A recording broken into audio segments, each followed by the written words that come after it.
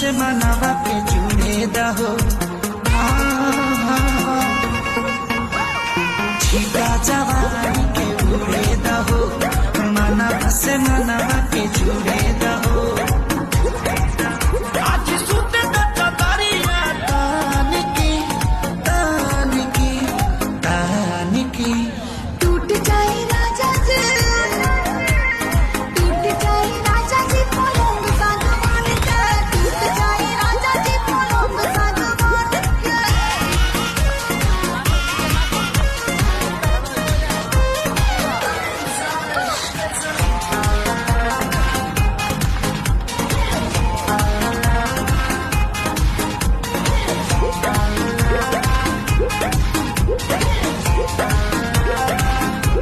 छुए त बदन की दिखन कटन की चदर